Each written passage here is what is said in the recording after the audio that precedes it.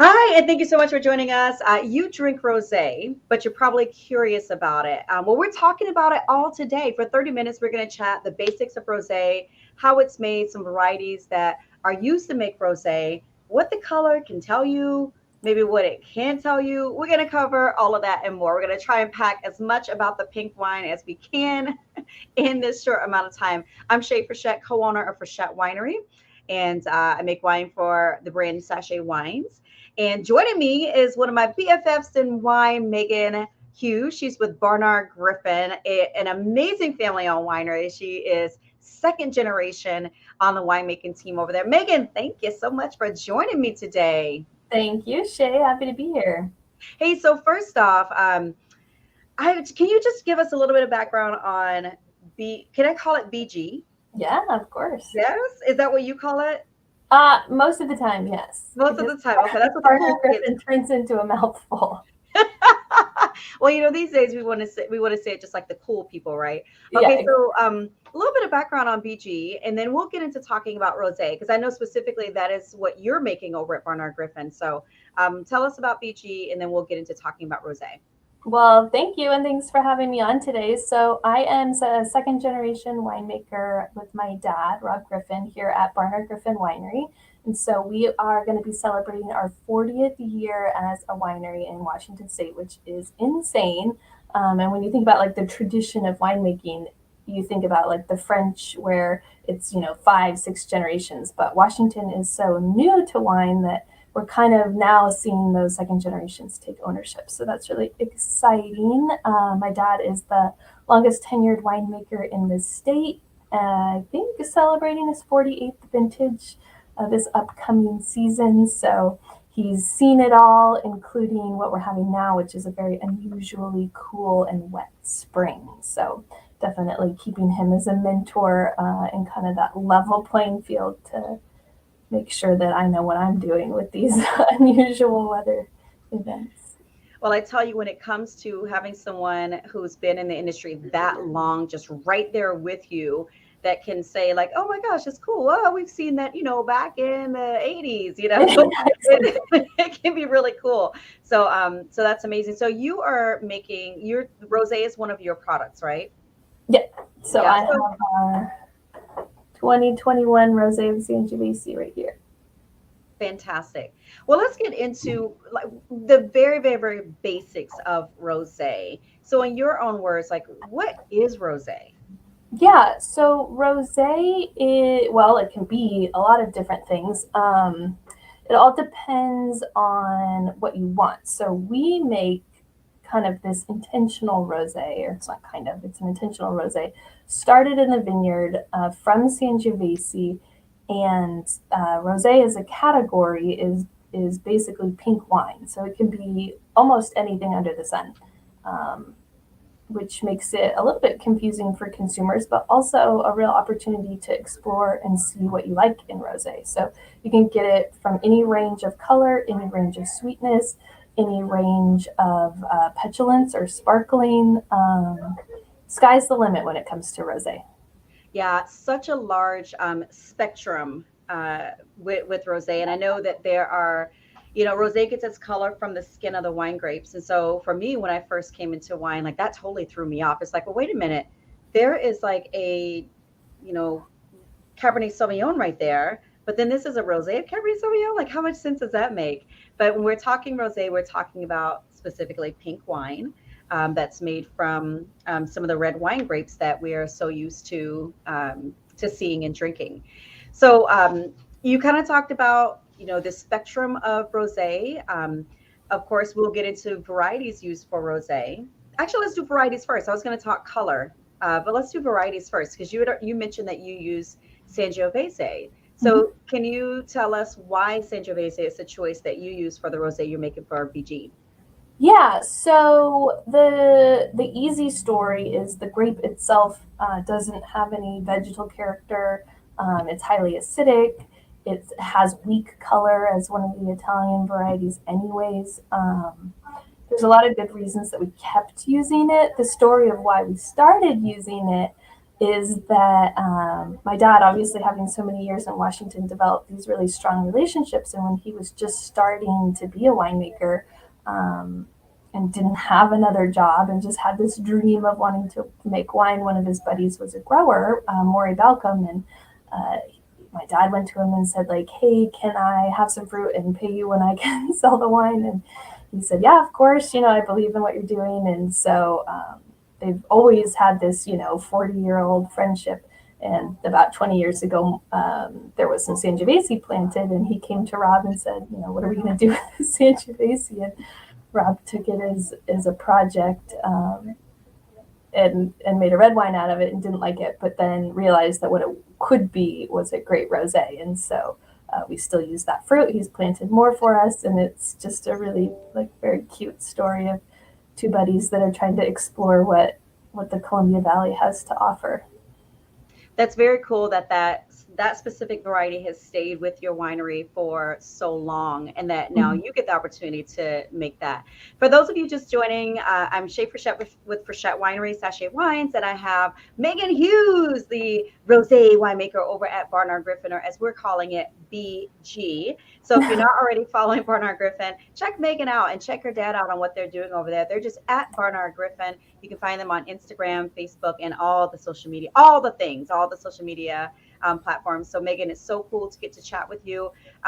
You're using Sangiovese for your wine. I'm using Merlot for the Sashay Rosé. I love this label. I always tell folks that if they decide to get this wine and enjoy it, then it's going to make them sassy, just like the lady on the label. So color-wise, the color of your wine is a little different from the color of the rosé that I'm using. So let's dive into color. Can you give me any insight first off on? Oh, actually, we talked Sangiovese for you, Merlot for me, but there's so many options on varieties for rosé. We were chatting with Amy Johnson over at Purple Star. And do you remember what they're using? It was two. Was it Grenache and Mourvedre, was it? That sounds sort of kind of right. I know they've used Syrah in the past. One of our other friends up at Fortuity, they're using Cinsault for theirs. I know Victor Palencia over at Palencia was using Pinot Noir. He's using Grenache now. And so I've seen Pinot Gris pretty effective. Yeah, and it can just go. I mean, you just have this wide spectrum of what you can use.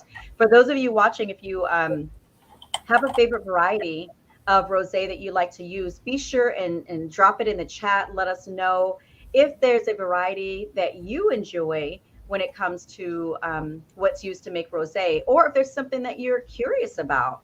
If you have any other questions around rosé or questions about Frichette or BG, then make sure you drop that in the chat. We're happy to answer that as well. Okay, so Megan, the big question on color. Yeah, okay, so I see the two wines behind you. Are they just different distances from the light, or are they different? Oh, you are so observant, and going right into talking about what's in the background. Look at you. No, those are two different vintages. Okay. Yeah. Well, look at you, Mr. Observer. So what do you think? So what would you say the color difference is on those? I like Sherlock Holmes, so you can't leave anything in your desk. You don't want me to comment. There. So I'll tell you honestly, like what happened with those. So for me, when I'm making this rosé, I'm pressing off, and I'm trying to press off as quickly as possible. And so for the rosé that's a little bit darker, there was a little bit more juice to skin exposure for that one. You know, you were working with a little itty bitty equipment over here. It was I had no judgment. Yeah, but thanks for noticing that, because I mean, going into color when you're the colors coming from it depends on the variety you're using as well. But then also the length of time that the juice from that grape has contact to the skin of that grape will impact the color of the wine. Have you always used Merlot, or have you tried some others? Always used Merlot. I'm very intrigued, and that's why I question you with Sangiovese, because it's a variety that I'm not familiar with. It was when I came into wine, it wasn't a red wine that I drink.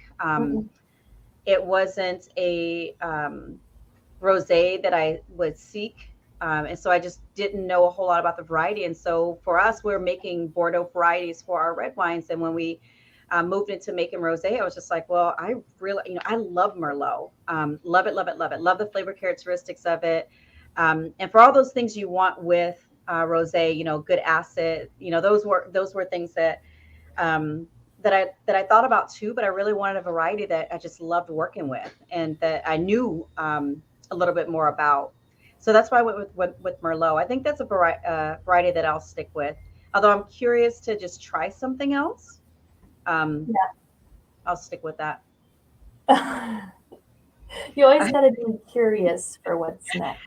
I am, maybe it's a small project, and as I get into some R&D, I think there'll be room to experiment, but I like to make a bubbly at some point too, and I have no idea like what that would look like. So maybe that's an opportunity to look at a different variety for a rosé and make a sparkling rosé. We'll see.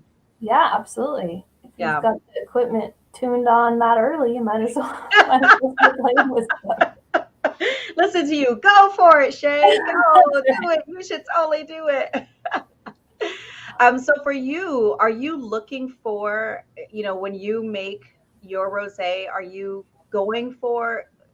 trying to do anything with the color? Is that something that you think about? Does it matter to you? The color does matter. And so we have this very dark but vibrant kind of strawberry watermelony color. And it's a color that Rob, my dad, has just like always loved for rosé. So nothing is in it besides grapes, but it's just like the grape variety we choose, our pressing decisions. We're able to get this intense color. Also, the higher the acid, usually the darker the color or the more setting power that the color has. And it's just a stylistic decision. And one hurdle that we have to get over is that color doesn't equate sweetness level. So even though it is like a dark color, it's still a totally dry wine. So do you think that's something that the consumers still that consumers still have that misconception today that darker wines equal sweeter wines? Yep, absolutely. And it depends like where you're from or where you buy wine, or like not everybody goes into a bottle shop and talks to somebody about the wine they want to buy. So if you're in the grocery store and all you have is a label and a name and a color, like I get it. You have to make your decision off of something. Maybe they're flying back into like the Matus or even White Zinfandel was really light. So I'm not entirely sure. I never know, Shae. Your marketing background can tell me more than I'll know. Well, what we do know is that misconception is out there, but the color does not tell us the sweetness or sweetness level of the wine. So perfect examples with your wine being so dark in color, it's a dry wine, and you don't get that sweetness to it. Does color tell anything about quality? Of course. No. It tells us everything about the quality of the wine, right? But so color can be an indicator of oxidation. Like I think that we eat and drink first with our eyes. That's another reason that we wanted like the color of ours to be like so pretty and intense. But no, a light rosé can be just as good in quality as a dark rosé. But if it starts, getting brown undertones or something, you might want to check that out. Yeah, well, thanks for clearing up those misconceptions, because really you never know when you think about buyers, of course, like on this side where we're in the industry, we know those things. But I just go back to a time where I purchased wine off the shelf, and all I had to go with was what I thought. So color really would steer me one way or the other. And so we're still, as an industry, still even today, clearing up those misconceptions. So they're definitely out there. You used the word earlier, intentional. And so I know we were talking about that. So intentional rosé. Can you let folks know what that means? Yeah, it just means that to make a rosé in the style that I make it is intentional all the way through, and that starts out in the vineyards, and it's already begun with the pruning decisions. It will lead into our further prune or like thinning decisions, how much fruit we leave on the vine, and then all the way in to the vineyard or into the winery where we make our pressing decisions and press cuts and just growing fruit that's supposed to be rosé and its end goal is to be rosé. What's an example of something that you would do differently for vines that you're specifically using for rosé? So let's say, do you make a Sangiovese red? No. Oh, okay. Let's say if you were, how would you treat the vines that you're growing for rosé differently than you would for a red? Yeah, well, the first thing you'd have to look at is if that variety can even do well in our climate and our weather patterns. And the answer is like maybe, but it freezes here. And so that you're always running into as a risk. And with a variety like Sangiovese, where the clusters are so big, you need time. So if we were going to make a red wine out of Sangiovese, we'd crop it significantly lower than we crop it for rosé. And we would just have to wait and hope that with time we could get it ripe enough to bring in as a red. So it probably would hang a little bit longer Mm-hmm. than with rosé. Okay, Yep. fantastic. Well, you also you also can that wine too, don't I you? Do you have do a can that wine. I think I have some on my desk. look at that? How many other folks keep like wine on their desk? I mean, like really? Probably a lot, Shae. They just don't announce it. They probably keep wine. Maybe not on their desk, but like a desk drawer, because you don't want folks to judge. And okay, so you for Barnard Griffin, you made the decision to also include that same rosé in can. So what influenced that decision to go to that different packaging? Yeah, there's a lot of good reasons why you would want a can. The packaging is way more sustainable than glass. Um, you can bring it on a boat, you can bring it around a pool, you can hike with it. We're in the Pacific Northwest. People like to be on their boats, they like to be hiking. You can take it on a walk with your dog. I'm currently chasing a toddler around, so it's great for that.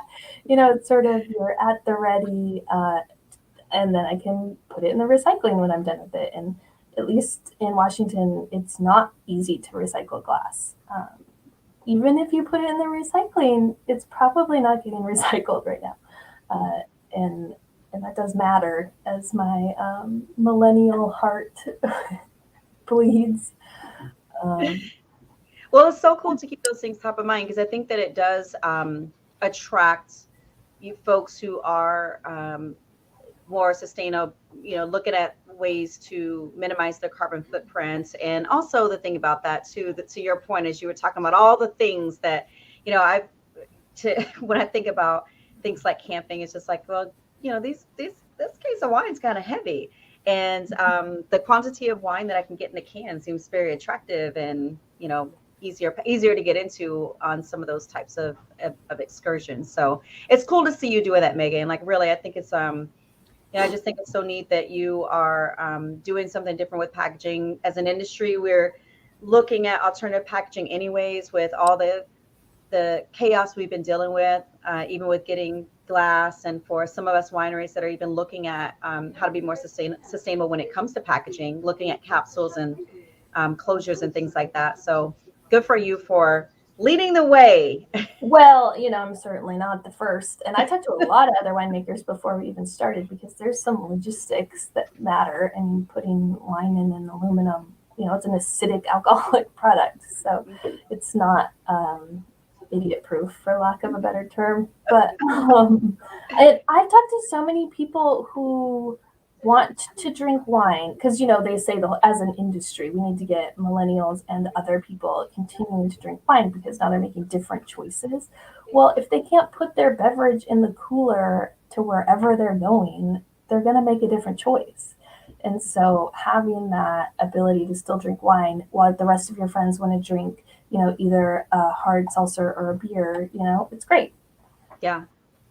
Well, we're kind of talking about versatility in packaging. I think we should go along that same route as we're talking about rosé with food, because I think that it's just one of those easy wines to pair. In fact, I ran into someone this morning as I was running some errands, and they were looking for some wine. They're getting married this weekend. They're just like, well, we've got um, different people coming in, and we don't know what everybody's going to be eating.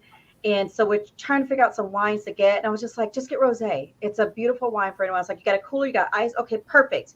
Grab some rosé, because it's gonna go with everything, and it's warm this weekend, so it'll be perfect. So when we talk food, what are some of your favorites to enjoy with rosé? Yeah, such a good question. And it really does go with anything. So, like, salmon is a go to, pasta dishes are go tos. Anything with like a little spice, like Thai food, is kind of a classic. Ribs, I mean, it literally can pair with anything. It's the only wine that I've ever seen actually go well with asparagus. And if you're in Washington, it's asparagus season. So get those two ready. And also, to your point about the wedding, it's pretty. Like, it photographs well, it's appetizing, it just makes things look, Great. yeah, it's like the rose on the table. The rosé is a rose on the table. I love all of those things that you shared when it comes to pairing rosé with. I love rosé with spicy chicken tacos, but Thai food, actually, I had Thai food last night and for lunch today. And so I know rosé would have gone amazingly well with that too. I do believe it's a versatile wine. And I think that when you get into a situation where it's like, well, I really don't know, what to get, I think rosé is just that easy, that easy pick. Yours is it America's favorite rosé? Is that America's favorite rosé. Thank you. America's favorite rosé for how many years in a row?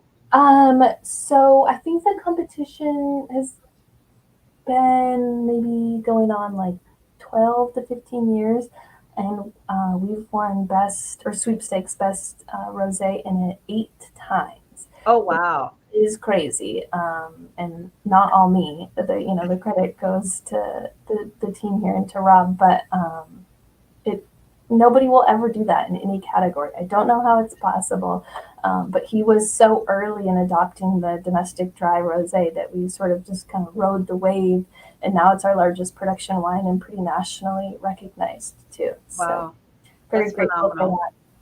That's phenomenal. It's a beautiful wine. It's consistent. I love the one that we make as well. And I think that for those of you who are tuning in, and either you love rosé or you're curious about rosé, definitely pick up rosé from both Frichette Winery and Barnard Griffin. And in fact, just make it a Washington rosé extravaganza. There's a lot of great wineries making rosé, and I say like rosé season is year round, because when you think about it, as you get into some of the holidays, and you're still having folks around, and you're still having food and making it easier on yourself picking up rosés. But if you are the type that, as we're getting into the season and we're having these longer days and it's warmer out, you are in the mood to enjoy more rosé, then make sure you're checking out some of the Washington rosés, because the winemakers in this state are just dominating and doing a phenomenal job. We are known for our reds.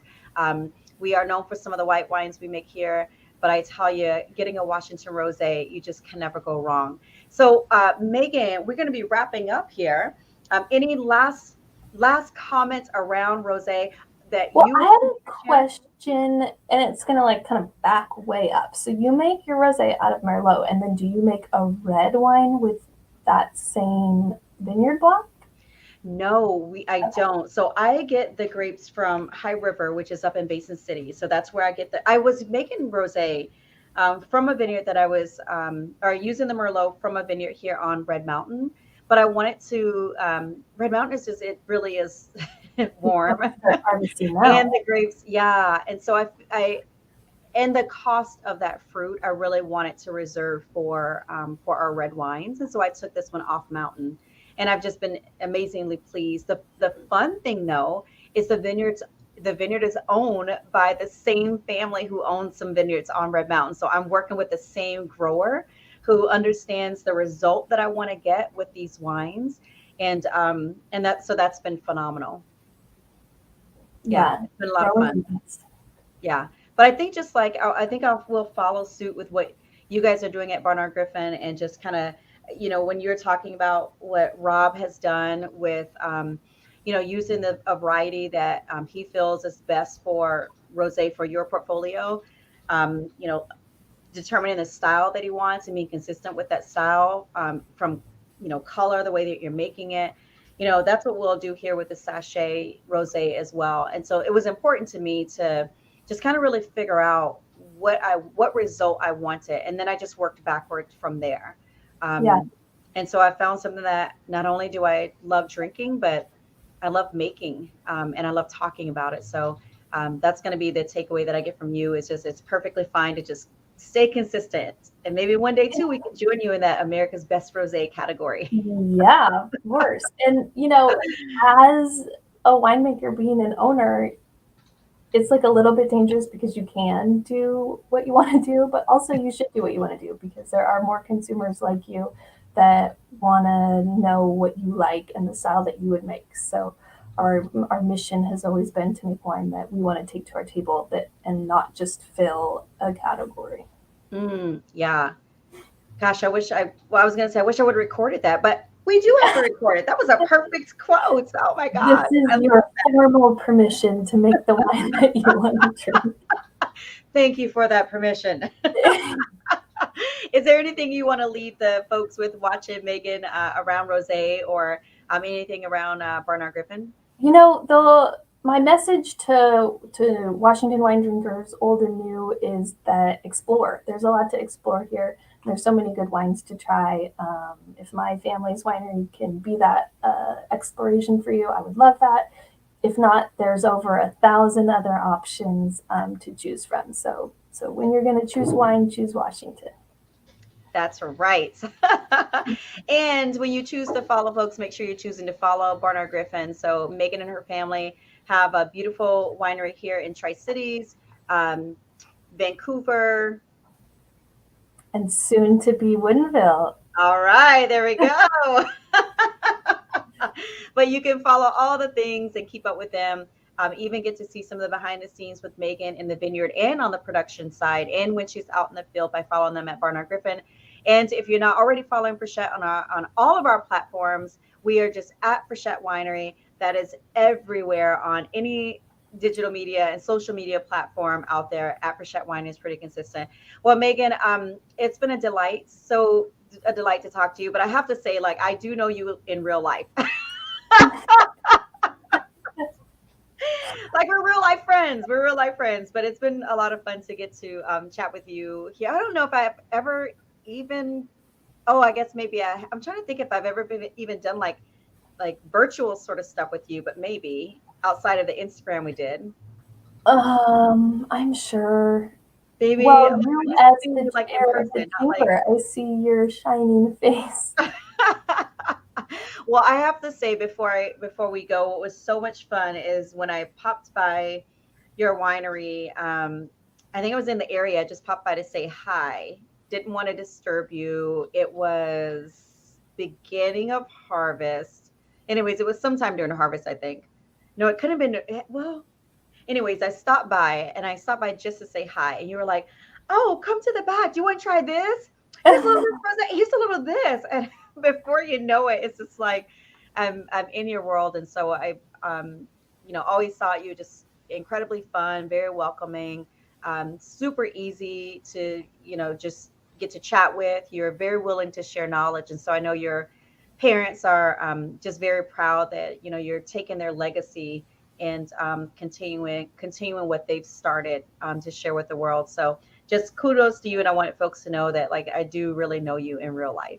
Well, you're gonna make me blush. And I just think so highly of you and all that you've brought to Washington. So thanks Oh, for being here absolutely. and making wine with us. And we have the best comment to take us out from Aaron. He's just saying that he's enjoyed a rosé of Sangiovese, had a lot of varieties of Merlot. Let's see. It looks like he's the one that just kind of gets out to try stuff. So kudos to you, Aaron. He hasn't tried a rosé of Merlot before. So There I you know we go. have one with Sashay Wines. But that might be some homework for Aaron to not only try Sashay, but like get out and see if there are any other varieties of um, Merlot of rosé that he hasn't tried. That's a cool adventure. I'd like to take that on. So, Megan, hey, thanks again so much for joining. Again, everybody follow both of us on the platforms, and happy rosé season, I guess I should say. Yeah. All right, Megan, I'll see you later. Thank you.